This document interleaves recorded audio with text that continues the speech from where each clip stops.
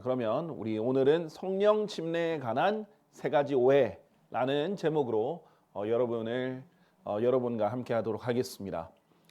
성령 침례, 우리 성령님만큼 많은 사람들이 오해하는 부분도 드물다 싶을 정도로 우리 아버지 하나님과 예수 그리스도에 대한 오해도 있지만, 그리고 잘못된 교리들도 있지만, 성령님에 대해서도 많은 오해들과 거짓 교리들이 돌아다니고 있습니다.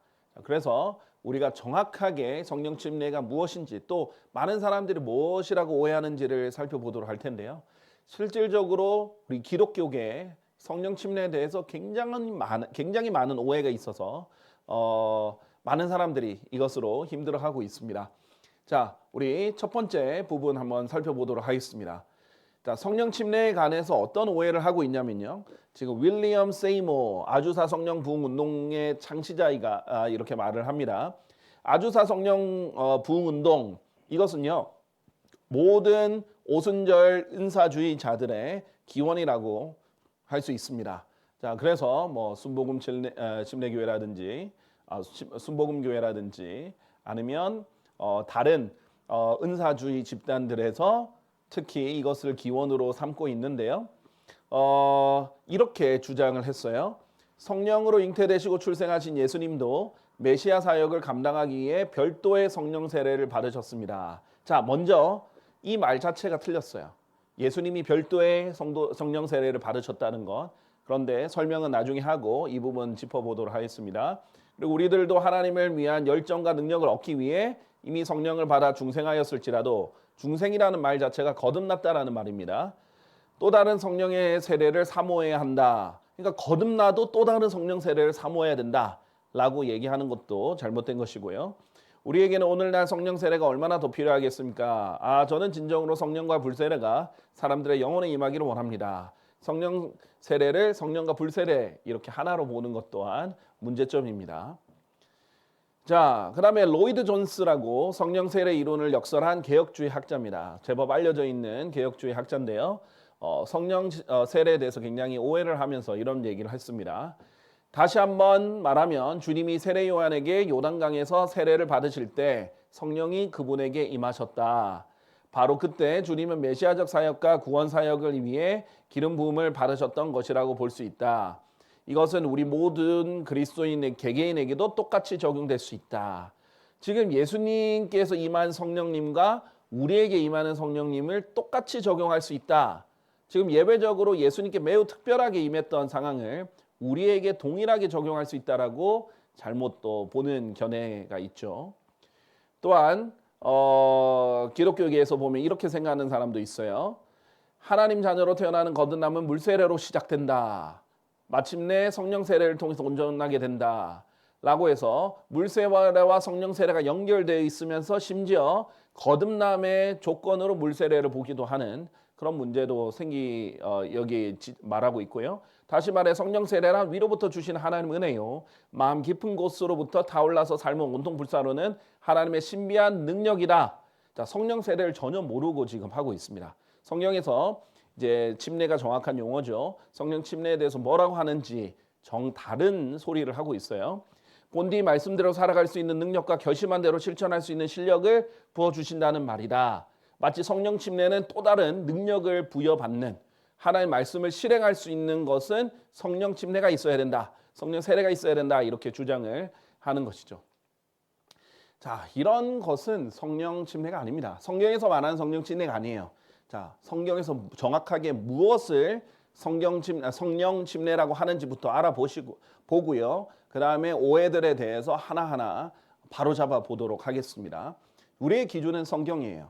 고린도전서 12장 13절에 보면, 이는 우리가 유대인들이든지 이방인들이든지 간에, 우리가 속박된 자든지 자유로운 자든지 간에 한 영에 의하여 우리 모두가 한 몸 안으로 침례를 받았기 때문이라 라고 되어 있어요.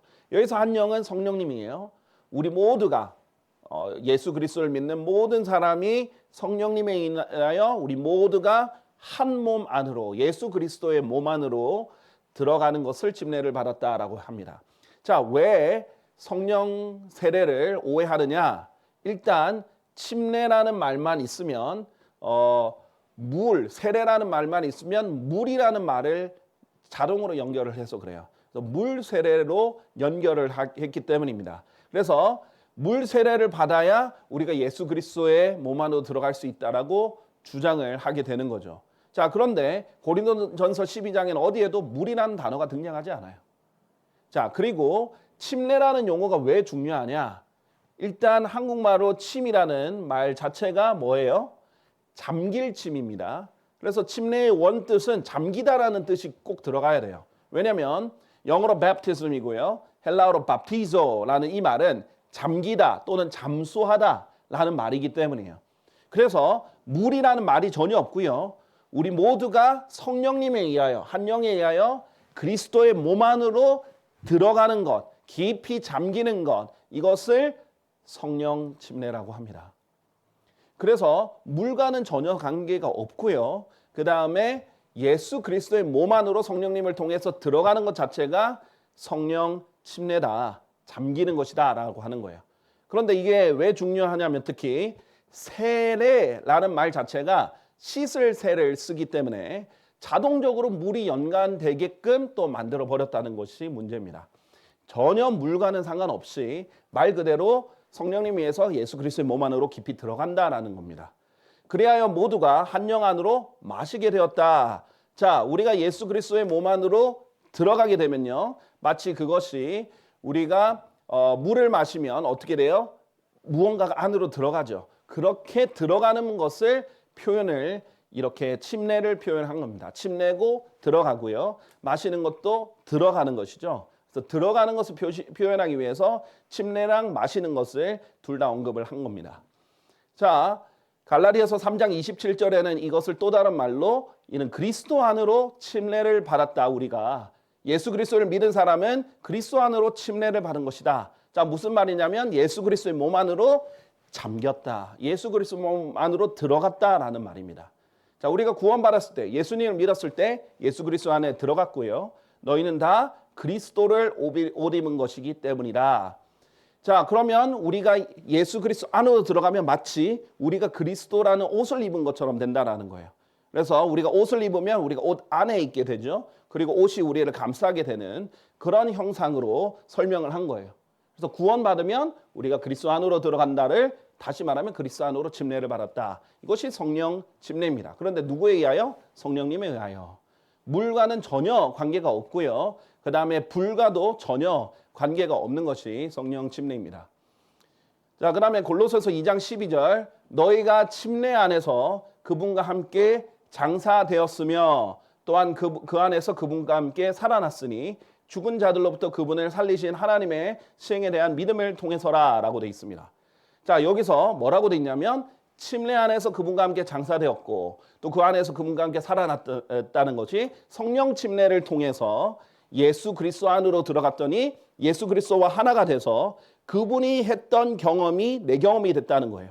그래서 내가 죽지 않았는데 예수님과 함께 죽은 것으로 하나님께서 여겨주시고 내가 직접 장사되지 않았지만 장사된 것으로 여겨주시고 그 다음에 내가 직접 다시 부활하진 않았지만 죽었던 영이 다시 살아남으로써 예수 그리스도와 함께 부활을 경험하게 해주신 것이다 그거예요. 이것이 물과는 전혀 상관없이 성령 침례에 의해서 일어나는 것인데 이 부분을 로마서 6장 3, 4절에서 아주 잘 얘기를 하고 있죠. 골로새서 2장에는 물이 전혀 나오지 않습니다. 자, 물 침례라고 해야 물로 하는 침례입니다. 성경에는 물 침례만 있는 게 아니라 성령 침례도 있고요. 총 7가지의 다양한 침례들이 있어요. 기회가 되면 이 7 침례에 대해서 다룰 거긴 한데요. 그것이 다르다는 것을 꼭 기억해야 돼요. 물을 자꾸 첨가해버리면 안 됩니다. 자, 여기도 마찬가지예요. 로마서 6장 3, 4절은 우리 중 매우 많은 이들이 예수 그리스도 안으로 침례를 받음으로써 뭐예요? 침례가 들어가다, 잠기다라는 뜻이죠. 그래서 예수 그리스도 안으로 들어감으로써 그분의 죽음 안으로 침례를 받았다. 예수 그리스도의 죽음으로 같은 경험을 공유하게 되었고요. 그 다음에 그러므로 우리가 죽음 안으로 들어가는 침례를 통하여 그분과 함께 장사되노라. 예수 그리스도와 함께 죽고 장사되는 것을 예수 그리스도 안에서 같이 경험하게 됩니다. 이는 그리스도께서 아버지의 영광을 통하여 죽은 자들로부터 일으켜지신 것 같이 바로 그렇게 우리도 생명의 새로움 가운데 살아가게 하려 함이라. 예수님 부활하셨듯이 우리도 생명의 새로운 가운데 살아가야 된다라고 말하는 것이 성령 침례입니다. 자, 그래서 성령 침례는 성령님을 달라고 요청을 하거나 부르짖거나 갑자기 뜨거운 마음이 들거나 그런 경험과 체험과 다르게 예수 그리스도를 믿은 모든 사람들에게 일어나는 현상이다라는 것입니다. 그래서 첫 번째 오해는 뭐냐면 성령 침례는 물 침례다. 이렇게 말하는 것이 잘못된 말이에요. 자, 이렇게 잘못 보는 사람들이 있는데요. 자, 로마 가톨릭 보세요. 성령 침례, 성경적으로 성령 침례는 뭐예요? 구원받는 그 과정을 다 말해요. 그러니까 성령 침례를 받은 것은 구원받은 것이에요. 예수 그리스도의 몸 안에 들어가는 것이니까. 그런데 물 침례를 구원과 연결을 시킨다든지 성령 침례랑 연결시킨다든지 이것을 비슷한 것이나 같은 것으로 연결시키는 사람들이 있는데 대표적으로 로마 가톨릭이 그래요. 주님 자신이 구원을 위해 세례가 필요하다고 하곤 하셨다. 그러신 적 없죠. 성경 어디에서 예수님이 구원을 위해 세례를 받아야 된다라고 말한 적이 없잖아요. 그런데 가톨릭은 그렇게 가르칩니다. 세례를 통하여 모든 죄가 용서되고 원죄와 모든 개인의 죄가 용서되며 죄로 인하여 일시적 형벌이 제거됩니다. 라고 얘기를 해요.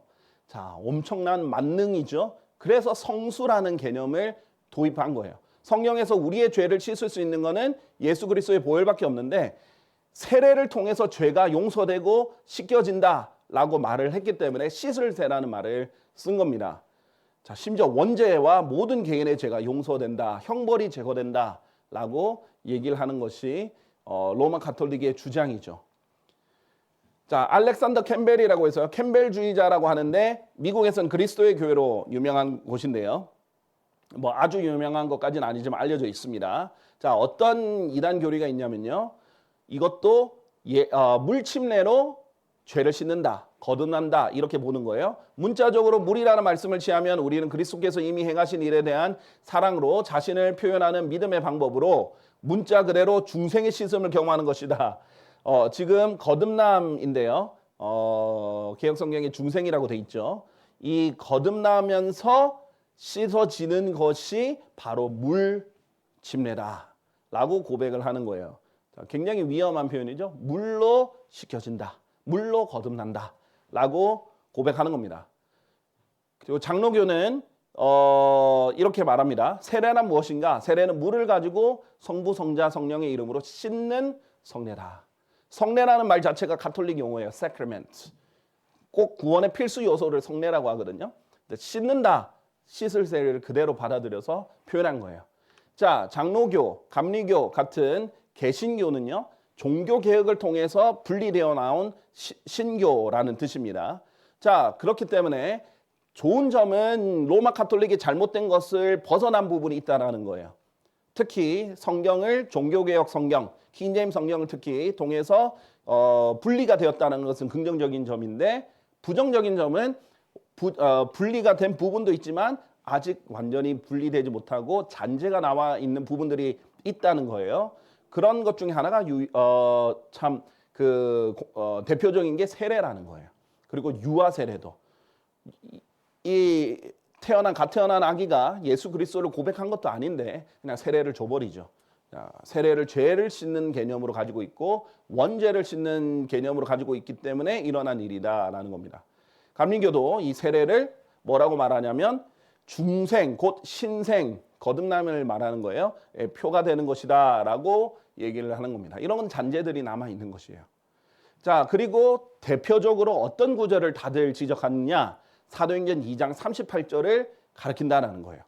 회개하라. 그리고 너희는 각자 죄들의 사면으로 인하여 예수 그리스도의 이름으로 침례를 받으라. 이것이 킹제임스 성경대로 돼 있는 거예요. 그러면 킹제임스 성경대로라면 침례랑 죄사함은 직접적인 관계가 없어요. 죄들을 용서받았기 때문에 죄들을 사면받았기 때문에 침례를 받는 것뿐이에요. 너희는 각자 죄들의 사면으로 인하여라는 뜻은 과거의 사실 때문에 라는 뜻이거든요. 사면이 되었기 때문에 예수 그리스도의 이름으로 침례를 받으라라는 겁니다. 자, 그러니까 이미 죄를 용서받았기 때문에 받는 것이 침례고요. 개역 성경은 어떻게 되어 있느냐? 가톨릭 성경과 개역 성경과 현대 성경들은 이 부분을 교묘하게 순서를 바꿔서 이렇게 해놨어요. 예수 그리스도의 이름으로 세례를 받고 죄사함을 얻으라. 그러니까 세례가 죄사함의 조건이 돼버리는 거죠. 자, 그래서 사람들이 물 침례를 거듭남과 심지어 이 죄를 씻는 것과 연결을 시키는 거예요. 왜냐하면은 개혁 성경을 읽는 사람은 그렇게 생각할 수밖에 없어요. 이렇게 돼 있으니까. 세례를 받고 죄 사함을 받으라라고 되어 있기 때문에 어쩔 수 없이 그렇게 생각할 수밖에 없습니다. 자, 그런데 어떻게 해요? 우리는 알죠. 죄를 씻는 것은 예수 그리스도의 보혈밖에 없다는 것을요. 골로새서 1장 14절에 그 아들 안에서 우리가 그분의 피를 통하여 구속 곧 죄들의 용서를 받았느니라. 예수 그리스도의 피만이 우리의 죄를 용서할 수 있어요. 그것이 킹제임스 성경이 정확하게 나와 있는 진리입니다. 그런데 안타깝게도 개혁 성경에는 그분의 피를 통하여가 없죠. 그렇기 때문에 죄 사함의 근거를 피를 할 구절이 사라진 거예요. 자, 성경에서 보면은 그 개신교에서 보면은 찬양은 또 이 예수 그리스도의 보혈로 죄를 씻을 수 있다라는 찬양을 불러요. 주의 보혈 능력이 또다 주의 피 믿으오, 이 찬양도 그렇고요. 그다음에 그 죄들의 용서를 받으려면 주의 보혈 주의 보혈 뭐 이런 찬양이 있거든요. 근데 그 찬양을 부르는데도 불구하고 그 찬송가에 골로새서 1장 14절이라고 표시가 되어 있는데도 불구하고 개혁 성경에 들어가면 없다는 거예요. 왜? 찬송가 작곡가들이 그 교리의 근간을 종교개혁 성경들, 특히 킹제임스 성경에 근간을 해가지고 만드는 거거든요. 그리고 원래 종교개혁자들은 그런 종교개혁 성경을 근간으로 교리를 정립해서 믿었어요. 그런데 개혁 성경은 가톨릭 성경을 다시 회귀를 했기 때문에 이런 부분이 빠져 있는 것입니다. 자, 베드로전서 3장 20절에서 21절을 보면요, 성경에서 분명히 말해요. 그 방주 안에서 소수인 8명의 혼들이 물을 통하여 구원받았느니라. 지금 3장 20절, 베드로전서 3장 20절은 노아에 대해서 얘기하고 있어요. 노아가 이제 방주를 타고 이제 그 하나님의 진노의 대홍수에 구원을 받았죠. 자, 여기서 8명의 혼들이, 자, 그 노아의 가족이 8명이었죠.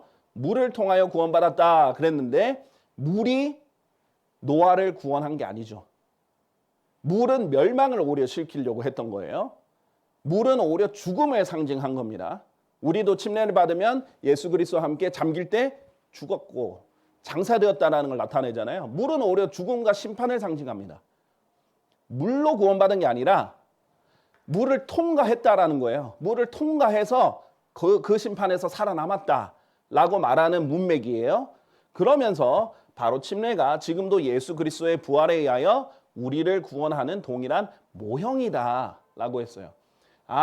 우리가 물 침례를 받을 때 우리가 예수 그리스도를 믿고 또 그분과 함께 죽었고 장사되었다가 다시 부활했다라는 것을, 이 영적으로 일어난 사실을 몸으로 간증하는 것이다라는 거예요. 모형일 뿐이다라는 거예요. 그래서 물이 우리를 구원하는 게 아니라 물이라는 심판과 죽음을 통과해서 우리가 부활했다라는 것을, 영적으로 일어난 사실을 보여주는 거죠. 그래서 모형일 뿐이에요. 그래서 이는 육체의 더러움을 제거해 버리는 것이 아니라 다만 하나님을 향한 선한 양심의 응답이라 했어요. 절대 육체의 더러움을 제거할 수 없다. 죄를 제거하는 것이 아니에요. 죄를 제거하는 게 아니라 하나님을 향한 선한 양심의 응답일 뿐이에요. 내가 예수 그리스도를 통해서 구원받았습니다라고 응답을 하는 거예요. 하나님께서 이제 구원받았으니까 침례에 순종해라. 그러니까 네 하고 양심에 선하게 응답을 하고 사람들에게도 간증을 하는 것뿐입니다. 모형일 뿐이고 절대 구원하지 않고 죄를 제거해버리지도 않고 그 어떤 것도 해결을 해주지 못하는 그냥 모형일 뿐이라는 거예요. 자, 분명히 베드로전서 3장 20절에서 말했는데 이거를 이제 개혁 성경에서 또 가톨릭 성경과 현대 성경들을 이렇게 교묘하게 바꿔버렸습니다. 3장 21절이에요. 여러분, 갑자기 물이 등장했어요. 베드로전서 3장 21절, 킹제임스 성경에서는 여기부터 21절이 시작되거든요.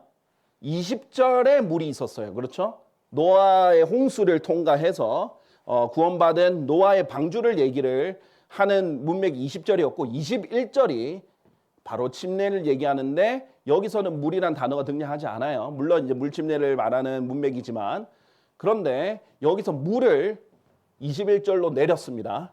그리고 어떻게 했냐면 물은 예수 그리스도께서 부활하심으로 말미암아 이제 너희를 구원하는 표니, 너희를 구원하는 표다 물은 너희를 구원하는 표고 곧 세례다.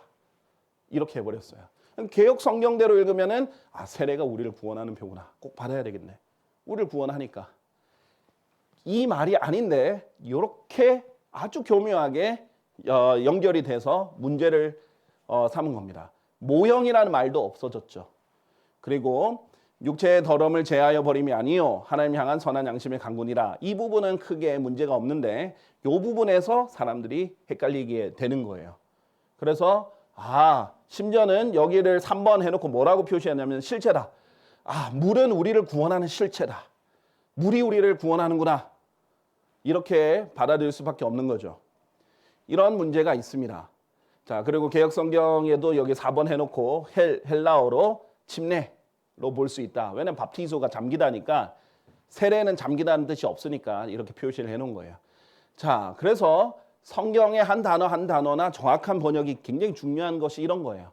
안 그러면 물 침례가 성령 침례와 연결되며 구원과 연결되고 죄를 씻는 것과 연결되고 거듭남과 연결되기 때문이에요. 자, 그런데 오늘은 우리가 무엇을 좀 초점으로 봐야 되느냐? 단순히 이 부분은 이제 제가 몇 번 말했기 때문에 아시는 분들은 충분히 있을 텐데 사도행전 2장 38절에는 이렇게만 끝나는 게 아니에요. 침례를 받으라 하고 그리하면 너희는 성령님의 선물을 받으리라 라고 돼 있어요.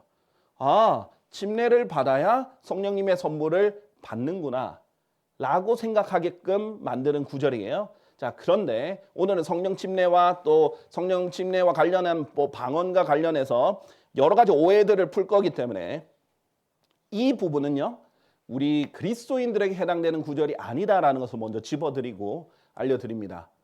자, 먼저 문맥을 봐야 돼요. 우리가 항상 우리 성경 해석학도 하고 있는데 항상 우리가 봐야 되는 것은 문맥은 누구에게 하는 말인가? 누가 누구에게 하는 말인가? 사도행전 2장은요.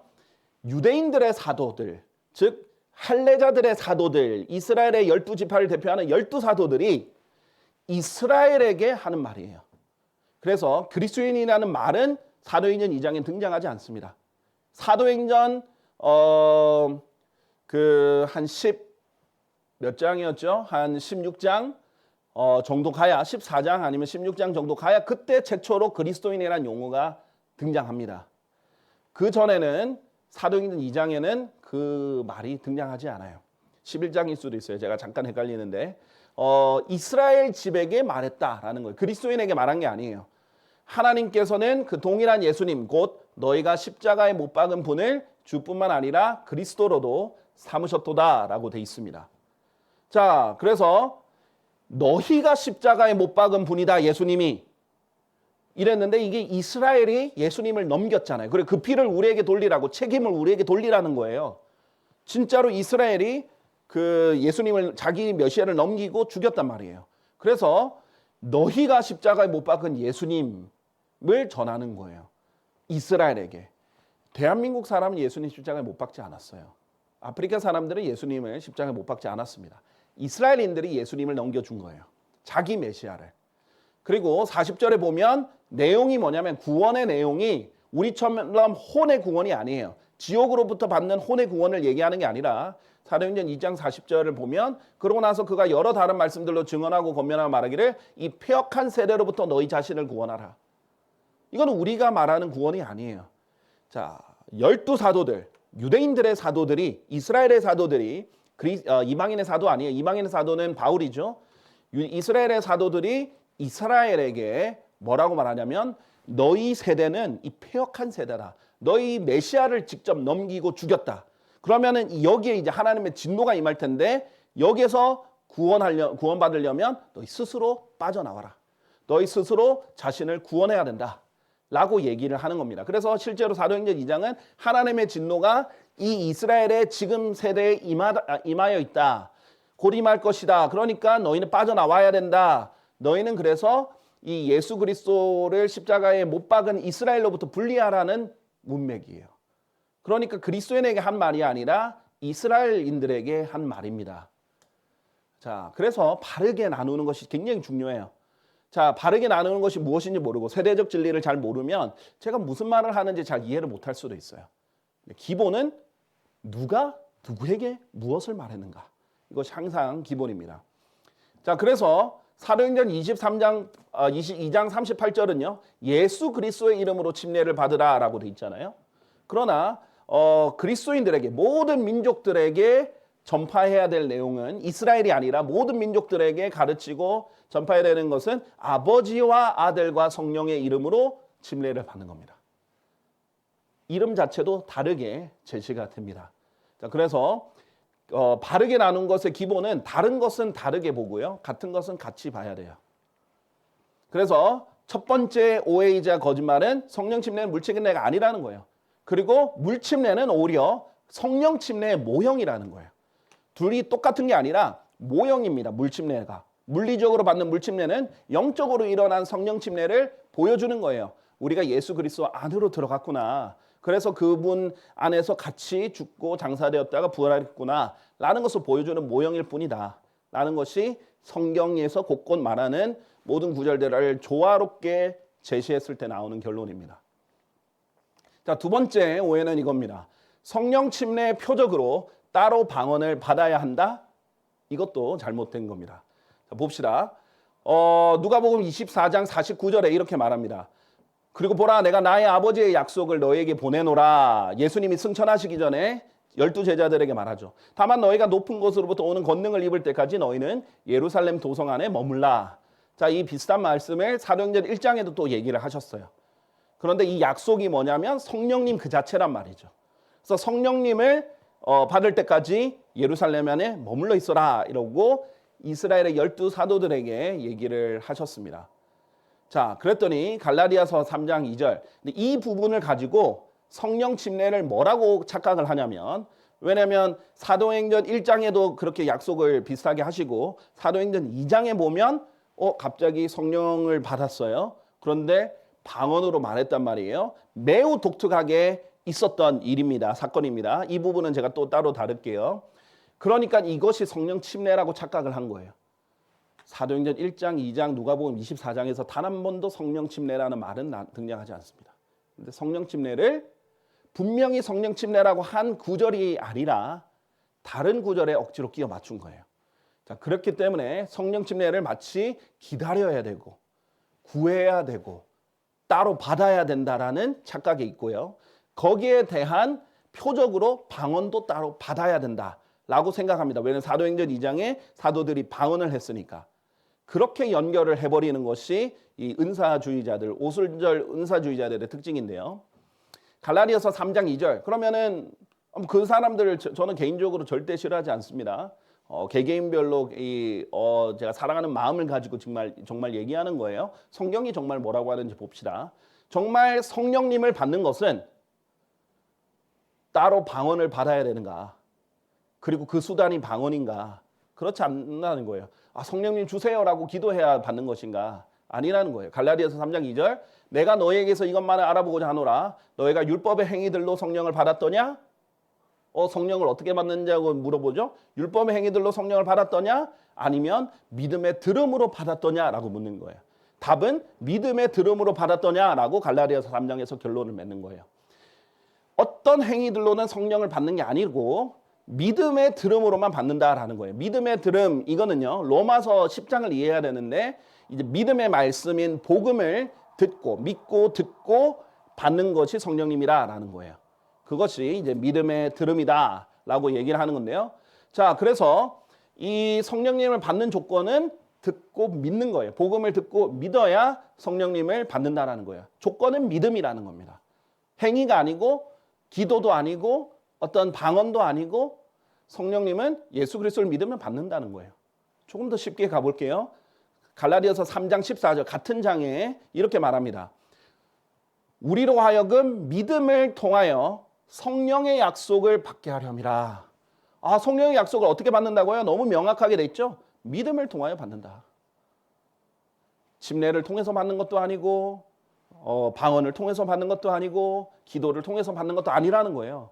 믿음을 통해서. 예수 그리스도 믿으면 자동적으로 성령님을 받는다는 거예요. 자, 뭐예요? 그게 성령 침례와 관련 있는 거죠. 성령 침례는요, 우리의 영이 예수 그리스도의 몸 안으로 성령님을 통해 들어가는 것이고요. 또 예수 그리스도를 믿어서 성령의 약속을 받는 것은 우리가 믿을 때 성령님이 우리 안에 들어오는 것을 말하는 거예요. 자, 믿음으로 이루어진다. 예수 그리스도를 믿으면 자동으로 이루어지는 거예요. 따로 추가의 어떤 절차가 필요한 것이 아니라는 겁니다. 또 갈라디아서 3장 동일한 장이죠. 이렇게 다시 한번 말합니다. 그리스도 예수를 믿음으로 말미암아 너희 모두가 하나님의 자녀들이기 때문이라. 하나님의 자녀들은 다 성령을 받는다라는 거예요. 너무나 안타깝게 은사주의 초기에 순복음 교회가 한국에 왔을 때 이단이라고 그랬어요. 근데 나중에 교세가 커지니까 너도 나도 따라하기 시작합니다. 지금은 이단에 풀려가지고 은사주의가 오히려 장로교, 감리교회 다 교파 상관없이 많이 퍼져버렸어요. 그런데 지금 거기서 핵심이 뭐냐면 잘못된 믿음이 뭐냐면 구원을 잃어버릴 수 있다고 믿는 것뿐만 아니라 성령을 받아야 진짜 구원을 받는다. 구원이 확증을 된다라고 얘기를 하는 것도 문제고 또 성령을 받는 수단이 기도나 침례나 표적으로 행위와 연결하는 것도 문제고 또 하나님의 자녀들이 다 값없이 받는 성령을 추가적으로 받아야 된다라고 말하는 것도 문제입니다. 에베소서 1장 13절에 보면요. 이렇게 말합니다. 너희가 진리의 말씀 곧 너희 구원의 복음을 들은 후에 너희 또한 그분을 신뢰하였느니라. 아주 명확하죠? 복음을 듣고 믿어서 구원받은 거예요. 너희가 그분을 믿은 후에 너희는 그 약속의 거룩한 영으로 인장을 받았느니라. 이 거룩한 영은 성령님이죠. 하나님 예수 그리스도를 믿으면 성령님으로 인장을 받는다. 아주 클리어한 아주 명확한 성경 구절들이에요. 제가 성경 해석학에서도 말했지만은 명확한 구절을 통해서 잘 모르는 구절들이나 모호해 보이는 구절이나 부분적인 구절을 해석해야지 명확한 구절이 아닌 모호해 보이고 전혀 거기 성령 침례라고 언급되어 있지 않은 사도행전 1장, 2장, 누가복음 24장을 가지고 마치 성령 침례라고 연결을 억지로 시키는 그런 거는 위험하다는 거예요. 명확하게 성령을 받는 것은 믿음으로 받는 것입니다. 그래서 요한복음 3장 5절 8절도 이 성령 침례를 물 침례랑 연결시키면서 성령을 거듭나려면 물 침례가 있어야 된다라고 말하는 구절인데요. 예수님께서는 분명히 그런데 성경은 그렇게 말하고 있지 않아요.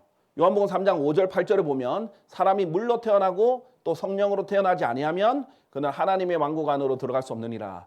육에서 태어난 것은 육이요 성령께로부터 태어난 것은 영이라. 내가 너에게 너희가 반드시 다시 태어나면 하리라 하고 말한 것을 이상히 여기지 말라라고 그랬습니다.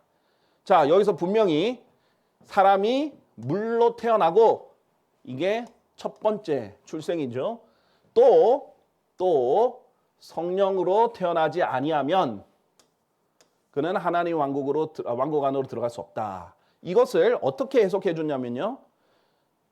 물로 태어나고 또 성령으로 태어나고 두 번째 태어나죠. 이게 바로 거듭남이고 다시 태어나는 건데 예수님께서 친히 이것이 1번이 육에서 태어난 것은 육이요 라고 해서 물로 태어나는 것이 육에서 태어나는 것이다 라고 친히 설명해 줬고요.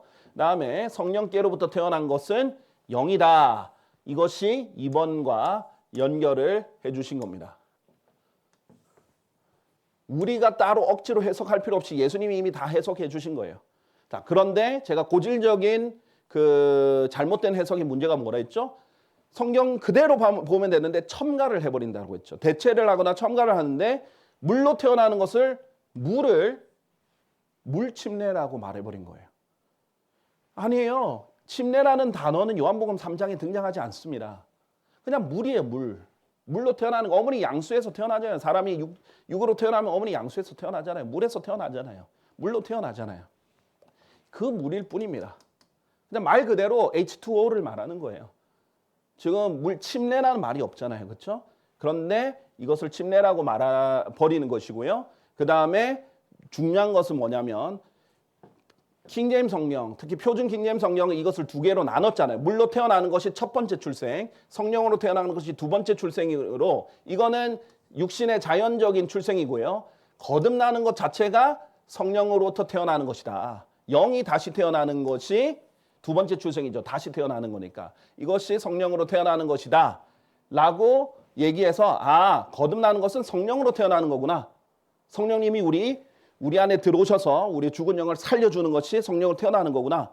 이렇게 얘기하면 끝인데 이 구분을 없애버린 것이 개역 성경의 치명적인 문제예요. 물과 성령으로 태어나지 아니하면 이렇게 말함으로써 심지어는 거듭나지 않으면 이렇게 함으로써 물과 성령으로 거듭난다라고 생각하게 만든 거예요. 그러면 물과 성령이 한 세트고 거듭나려면 물과 성령이 필요한 게 돼버리잖아요. 아니에요. 물로 태어나고 첫 번째 출생, 두 번째 출생이 성령으로 태어나는 건데 물과 성령으로 거듭난다라고 하니까 두 번째 출생의 조건이 물과 성령 둘 다 필요하다고 생각하고 여기에서 물을 침례로 넣어버린 거죠. 세례로 넣어버린 것이 문제입니다. 이런 문제들로 항상 이제 거짓 교리가 만들어진다는 것이죠. 자, 그러면 성령 침례의 표적으로 따로 방언을 받아야 하는가? 정말 성경이 그렇게 말하는지 보자 이거예요. 자, 왜 지금 사도행전에 일어난 일들을 쭉 볼 거예요. 왜 그러냐? 사도행전은 교리서가 아니에요. 역사서예요. 사도 바울 서신이나 일반 서신 같은 경우는 교리서들이에요. 하지만 이 사도행전은 역사서입니다. 그래서 교리서는 이렇게 해야만 한다. 너희가 이렇게 믿어야 한다. 라는 것이고요. 이것을 믿고 지켜야 돼요. 하지만 역사서는 이러한 일이 있었다라는 거예요. 이렇게 하라는 게 아니라 이러한 일이 있었다라는 것만 보여주는 거예요. 근데 사도행전을 봤더니 성령님을 받고 나서 방언을 한 것은 유일하게 사도행전 2장밖에 없어요. 그 순서로 된 것은 2장 한 번밖에 없다는 거예요. 방언이 그 뒤에 몇 번 언급이 되는데 그 순서대로 되지 않아요. 순서가 매번 바뀌어요. 그런데 그 대상이 항상 유대인들에게요. 그리고 많은 경우에 예수 그리스도를 믿었을 때 방언을 하지 않아요. 자, 그러면 사도행전 같은 책을 가도기 책이라고 하거든요. 그래서 하나님께서 이스라엘을 다루는 것에서 교회를 다루는 것으로 넘어가는 과도기예요. 우리도 새로운 법을 시행할 때 계도 기간을 가지잖아요. 옛 법과 새 법을 동시에 실행하는 과도기 기간이 존재합니다. 왜냐하면 아직 법이 잘 알려지지 않았으니까. 법은 만들어졌는데 잘 몰라요. 그러니까 그걸 알리는 계도 기간이 있어요. 그 알리는 계도 기간 동안은 옛 법을 지킨다고 해서 무조건 처벌하지 않고 경고만 주는 거예요. 알려만 주는 거예요. 그리고 새 법을 알리는 그 과도기 기간이라는 건데요. 자, 보면요. 사도행전 8장 37절. 만약에 이것이 교리면 예수 그리스도를 믿거나 성령님을 받았을 때 바로 방언을 해야 되는 것이 교리면 그러면 어떻게 돼야 되는가? 사도행전 전체에 항상 예수님을 믿었을 때 방언을 해야 돼요. 근데 보세요. 제일 유명한 부분 중에 하나인 에디오피아 내시에게 빌립이 말하죠. 에디오피아 내시가 이사야서 53장을 읽으면서 예수님에 대해서 궁금해했고 빌립이 알려줬고 그래서 그 내시가 완전히 동의하고 자기는 침례를 받고 싶다 이러니까 빌립이 말하기를 만일 당신이 당신의 마음을 다하여 믿는다면 당신은 침례를 받을 수 있느니라 라고 했어요. 침례를 받고 싶어요? 그럼 예수 그리스도를 마음을 다하여 믿으면 됩니다. 이렇게 했어요. 그러자 그가 대답하여 말하기를 예수 그리스도께서 하나님의 아들이신 것을 나는 믿노라 라고 했어요. 믿습니다. 이렇게 고백을 했죠. 그 뒤에 그 뒤에 방언을 했나요? 아니요. 전혀 하지 않았습니다. 심지어는 이 구절이 개역 성경에 없어요. 자, 그런 것이 문제라는 거예요. 자, 특히 사도행전 17장 12절에 보면 그러므로 바울의 동료들이 복음을 전하니까 그들 중 많은 이들이 믿었더라. 헬라인들이자 명망 있는 여자들 중에서 믿었고 남자들 중에서도 적지 않은 수가 믿었더라. 그런데 보니까 방언을 했는가? 안 했다는 거예요. 전혀 안 했어요. 에디오피아 내시 누구예요? 이방인이잖아요. 사도행전 17장 이 사람들 누구예요? 이방인들이죠. 방언 안 했다 이거예요. 사도행전 18장 8절 보세요. 그리하여 해당의 최고 지리자인 크리스푸스가 그의 온 집과 더불어 주를 믿었더라. 이어서 말씀을 들은 고린도인들 중 많은 이들이 믿고 침례를 받았더라. 방언했나요? 안 했다 이거예요.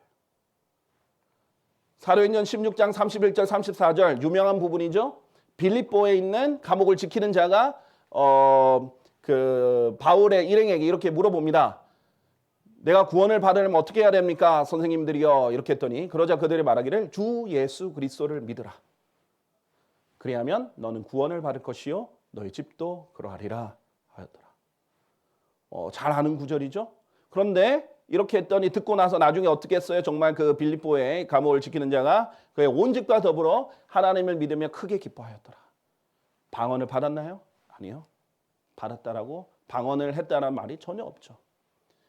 자, 만약에 교리가 되려면 일관적으로 다 돼야 돼요. 일관적으로 되지 않고 사도행전 2장의 성령을 받았을 때 독특하게 바로 방언을 했고요.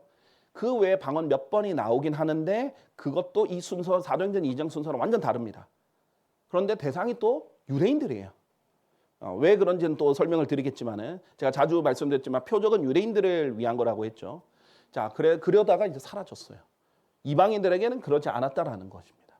이런 특징이 있어요. 심지어는 이방인이 방언을 하는 곳이 사도행전 10장에 있는데 그 목적 자체가 베드로와 베드로의 일행인 유대인들에게 이방인들도 믿음으로 구원을 받는구나라는 걸 알려주기 위해서라는 겁니다. 자, 보세요. 고린도전서 14장 22절은요. 이런 이유로 방언들은 믿는 자들을 위한 것이 아니라는 거예요. 예수 그리스도를 믿었는데 왜 방언이 필요해요? 믿는 자들을 위한 게 아니라 믿지 아니한 자들을 위한 표적이라. 안 믿으니까 그 당시에 초기에 사도행전 아직 성경도 다 기록되기 전인 뿐만 아니라 하나님께서 아직 유대인들을 다루고 있던 그때 사도들의 말이 하나님의 말씀이라는 것을 보여주기 위해서 안 믿는 사람들에게 표적으로 보여주기 위해서 초자연적으로 외국어를 말하게 한 거예요. 그것이 방언이라는 거예요. 일시적 현상이었다는 걸 사도행전에서 보여주는 겁니다. 그런 것은 교리를 만들 수 없습니다. 교리는 바울 서신으로 세워야지 사도행전은 교리서가 아닙니다. 고린도전서 1장 22절 이는 유대인들은 표적을 요구하고 헬라인들은 지혜를 추구하기 때문이라 했어요. 표적을 정당하게 요구하는 민족은 유대인들이에요. 처음 민족의 시작부터 끝까지 계속 표적으로 이루어지는 민족이거든요. 그래서 유대인들은 자기들의 구약 내내 표적으로 하나님께서 이 사람이 예언자다, 진짜 예언자다라는 걸 보여줬기 때문에 정말 이 사람이 하나님의 사람이라는 걸 어떻게 아느냐? 표적으로 아는 거예요. 그래서 요구를 합니다. 정말 하나님의 말씀이야? 해봐. 그랬더니 사도들이 표적을 행하는 거예요. 믿지 않는 유대인들을 위해서 표적을 보여준 것뿐입니다. 그런데 어떻게 됐어요? 나중에 우리가 사도행전을 봤더니 이스라엘 사람들이 예수님을 거절합니다. 자, 여러분 그런 생각 안 해보셨어요? 왜 사도행전 28장에서 끝났지? 왜 29장은 없지? 왜 30장은 없지? 왜 바울은요? 사도행전 28장은 바울이 로마에 최초로 갔던 그 장으로 끝나버립니다. 그 이후에도 계속해서 사역을 했고요. 로마 감옥에 그때뿐만 아니라 또 한 번 또 갇히기도 했고 또 그 이후에도 디모데전서, 디모데후서 그 쓰는 기간에 또 세월이 더 많이 흘렀거든요. 그런데 왜 그 부분은 사도행전에 기록되지 않았는가? 왜 사도행전이 28장에 끝났는가 생각 안 해보셨어요? 다 의도가 있다 했잖아. 하나님의 침묵 또한 하나님이 여기서 끝내는 것 또한 의도가 있다라는 거예요. 사도행전은요. 사도행전 7장에서 하나님께서 원래 이스라엘을 1장부터 계속 이스라엘 사람들에게 예루살렘에서 계속 예수님에 대해서 전했잖아요. 근데 사도행전 7장에서 예루살렘에 있는 유대인 종교 지도자들이 예수님을 거절합니다. 자신들의 메시아를 공식적으로 거절하고 스데반을 죽입니다. 그랬더니 하나님께서 이제 이스라엘의 사도들이 아닌 이방인의 사도인 바울을 부르시기 시작해요. 그래서 9장에서 바울이 회심하고 8장에서 에디오피아 내시가 구원을 받죠. 이스라엘 사람들이 아닌 이방인들이 구원을 받아요. 그리고 9장에서 바울이 회심을 합니다. 자, 그리고 10장에서는 고넬료라는 이방인이 또 구원을 받아요. 그러더니 점차적으로 주인공이 베드로에서 바울로 넘어갑니다. 그리고 나서 바울이 선교를 가면서 이방인들에게 복음을 전해요. 왜냐하면 예루살렘의 유대인들은 거절했으니까. 그래서 이방인들에게 복음을 전하는데 소아시아에 있는 유대인들이 예수 그리스도를 거부해요. 바울은요 항상 가능하면 유대인들 먼저 찾아가서 해당을 먼저 찾아가서 유대인들에게 전해요. 근데 유대인들은 거절하고 사도 바울을 돌로 쳐서 죽이고 막 이렇게 박해를 한단 말이에요. 죽이려 하고 그 다음에 온갖 박해를 받기 때문에 유대인들은 계속 거절하니까 바울이 뭐래요?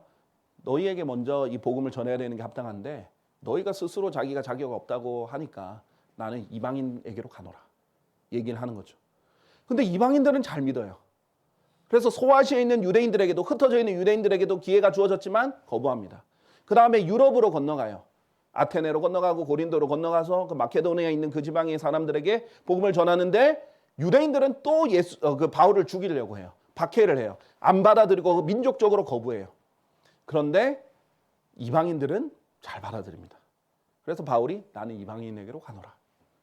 자, 그리고 이제는 그 당시 세계의 중심 로마까지 가서 사도행전 28장에 도착해서 유대인들에게 전합니다. 근데 유대인들은 민족적으로 거부합니다. 대다수가 거부해요. 아주 소수의 믿는 사람을 제외하고. 그러고 나서 어떻게 되냐면 이방인들은 잘 받아들여요. 그래서 거기서도 또 함께 내가 이방인에게로 가노라.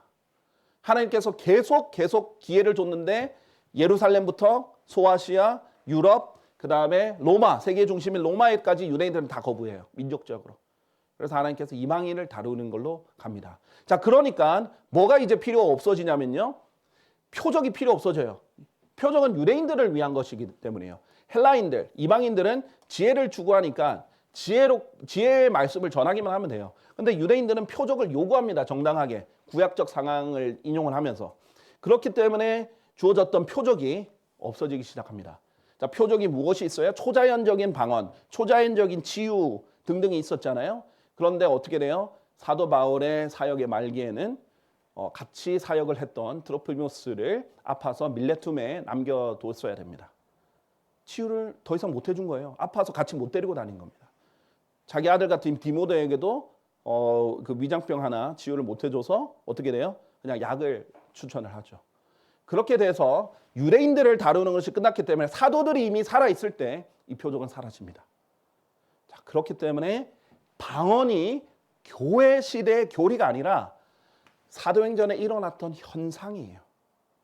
그리고 그건 역사서일 뿐입니다. 절대 역사서에 교리를 기반으로 두면 안 됩니다. 교리는 이렇게 하라라고 해야 되는 게 교리예요.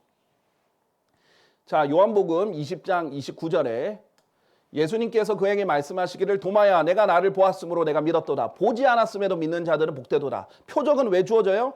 유대인들은 자꾸 봐야 믿는 사람들이에요. 그런데 예수님께서는 보지 않았음에도 믿는 자들은 복되도다라고 되어 있고 그리스도인들은 믿음으로 살아가고 보는 것으로 살아가지 아니하는 사람들입니다. 그래서 우리는 표적이 필요 없어요. 우리는 성경만 있으면 돼요. 믿음은 들음에 의해서 오고 들음은 하나님의 말씀에 의해서 오기 때문에 우리는 믿음으로 살아가는 사람으로서 하나님의 말씀만 있으면 되는 거예요. 하나님께서 더 이상 표적이 필요하다라고 생각하지 않아서 더 이상 이 시대는 기적과 표적과 이적과 치유 등을 우리의 믿음의 근거로 주시지 않으셨습니다. 자, 그래서 두 번째 오해는 뭐냐면 성령 침례의 표적으로 따로 방언을 받아야 되는 그것이 아니라 그리스도인은 표적을 따르지 않고 표적이 필요 없고 성령님을 받는 것은 오직 믿음으로 받는 것이다. 성령 침례는 예수 그리스도를 믿으면 자동으로 일어나는 것이다 라는 거예요. 자, 마지막으로 성령 침례는 불침례다라고 생각하는 사람들의 오해를 보도록 할게요. 자, 이런 포스터들 많이 보셨을 거예요. 성령의 불로 불세례 받는 법, 성령의 불을 세계로, 성령의 불을 보내주소서 이런 식으로 합니다. 그리고 실제로 많은 개신교 교회에서 부흥 강사들이 막 가서 성령의 불 받으세요 뭐 이렇게 합니다. 그렇게 진짜 제가 따라 할 수 있으면 제발 따라하고 싶을 만큼 그런 걸로 사람들 분위기를 고조시켜서 사람들 막 자기도 불 받고 싶다고 그렇게 얘기를 하죠. 근데 이게 정말 성령 침례인가? 성령을 통해서 봐야 되겠죠. 여러분이 기억하셔야 될 것은요. 이 성령의 불이라는 용어는요. 카톨릭에서 나온 거예요. 성령 침례를 불침례로 합친 것은 카톨릭에서 나온 거예요. 심지어 은사주의 운동 자체가 카톨릭에서 나옵니다. 그래서 카톨릭 은사주의라고 무브먼트 어떠한 운동이 있어요. 기원이 카톨릭이다 이거예요. 카톨릭이 지금 마지막 시대를 혼잡하게 하기 위해서 가지고 나온 게 체험입니다. 카톨릭은 항상 정통과 체험을 중시했고 성경을 등한시했거든요. 근데 이제 체험을 가지고 하는 겁니다. 카톨릭은 항상 뭐가 있었어요? 테마사들이 있었어요. 그런 이 은사를 주장했고 카톨릭 항상 자기가 사도를 개성했다고 주장했기 때문에 사도의 은사를 항상 주장했던 것도 카톨릭입니다. 자, 그런데 이 예루살렘 성묘교회의 부활절의 성령의 불 이런 모습들 다 보십시오. 이 카톨릭이 기원이다라는 것입니다. 여러분이 교리와 교회사를 공부해 보면 충분히 알 수 있는 부분이고요. 그리고 몰몬교도 이 부분에 불과 성신을 성령이라고 말하는데 이 부분을 이제 몰몬교에서 연결을 시켜서 성령 침례는 불침례다 이렇게 얘기를 합니다. 자, 그러면 정말 그런가? 성경으로 봅시다. 마태복음 3장 11절에 보면 나는 정령 회개에 이르게 하기 위하여 너에게 물로 침례를 주노라. 그러나 내 뒤에 오시는 그분께서는 나보다 더 막강하시니 나는 지금 침례자 요한이 자기는 물로 침례를 주는데 내 뒤에 오시는 분 예수 그리스도 메시아가 오시면 나보다 더 막강하시니 나는 그분의 신발들을 받쳐들 만한 자격도 없다라고 얘기합니다. 마태복음에서는 받쳐들 만한 자격 없다. 또 다른 복음서에서는 나는 신발끈을 풀 자격도 없다. 이렇게 말하죠. 둘 다 진리입니다. 받쳐들지도 못하고 신발끈도 풀 자격도 없는 거예요. 그분께서는 너희에게 성령님으로 침례를 주실 것이요. 또 불로 침례를 주시리라 라고 있어요. 자, 여기서 아주 중요한 게 또 나오는데요. and, 쉼표와 and를 살리는 겁니다. 이 쉼표와 and를 통해 성령 침례가 따르고 불침례가 따로임을 성경에서 보여주는 거예요. 그리고 아까 전에 요한복음 3장처럼 요한복음 3장도 물로 태어나고 쉼표, and 그리고 성령으로 태어나는 것을 말하거든요. 이렇게 하나님 and 하나가 참 중요한 거예요. 교리적으로. 그런데 이것을 왜 오해를 하게 됐냐면 개역 성경에서는 이것을 하나로 봤기 때문이거든요. 자, 먼저 이 부분 개역 성경에서 뭐라고 하는지 볼게요. 그는 성령과 불로 너희에게 세례를 베푸실 것이요.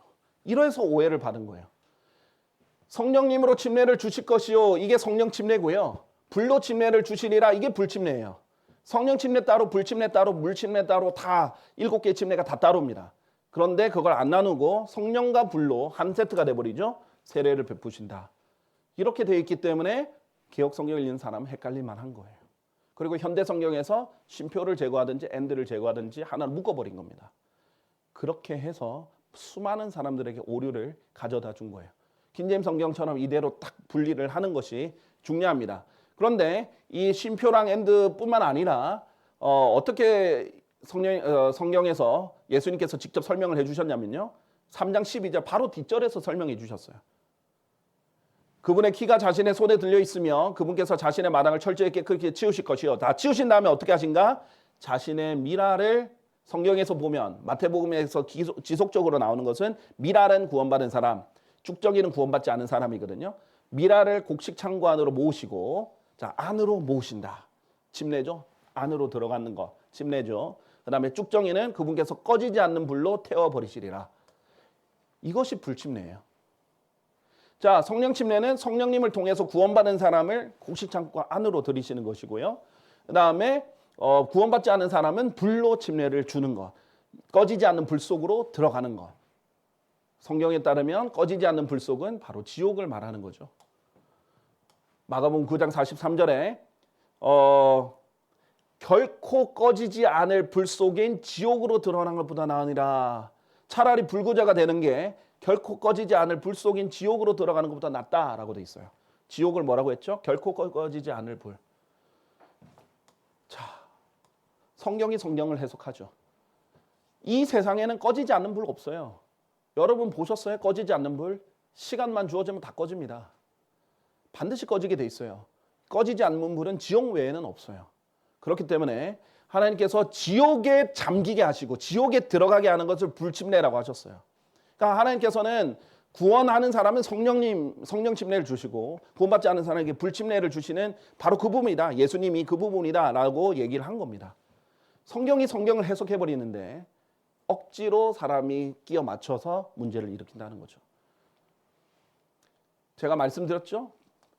침례는 영어로 baptism, 헬라어는 baptizo이기 때문에 잠기다, 잠수하다, 들어가다라는 뜻입니다. 절대 물 뿌리는 거 아니에요. 성령 침례든 물 침례든 불 침례든 나머지 4개의 모든 침례든 들어간다라는 의미가 있는 겁니다. 자, 그래서 세 번째 잘못된 표현, 성령 침례는 불 침례다? 절대 그렇지 않다는 거죠. 성령 침례는 구원을 말하고 또 구원받은 사람들에게 그리스도의 몸으로 들어가는 것을 말하고 불 침례는 지옥을 말하는 거예요. 자, 그렇기 때문에 불 받으라, 불 받으라, 성령의 불 이렇게 얘기하는 것은 지옥 가라 이 말입니다. 자, 그런 식으로 성경을 잘못하면 열렬히 지옥을 갈망하는 사람이 되는 거예요. 불을 주세요, 불을 주세요 이렇게 말하는 건 너무 섬뜩한 말이에요. 저를 지옥 가게 해주세요 이렇게 말하는 거예요. 그게 성령님으로부터 온 집회겠습니까? 결코 그렇지 않습니다. 우리가 성경이 우리의 최종 권위다.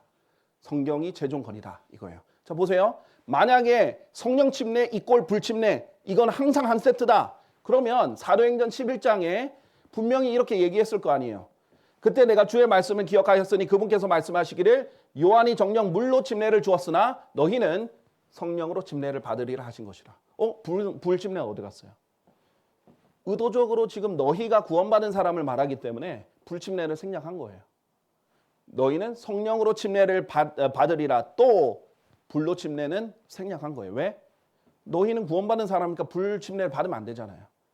그래서 여기까지만 인용을 한 거예요. 성령 스스로가 일부러 불침례를 뺀다라는 거예요. 구원받은 너희에게는. 자, 그런 식으로 성경을 온전히 조화롭게 봐야 되면서 또 다른 것은 다른 것이고 같은 것이 절대 아니라는 것을 기억해야 바른 해석이 나오게 되겠습니다. 자, 그래서 요약하면 이렇습니다.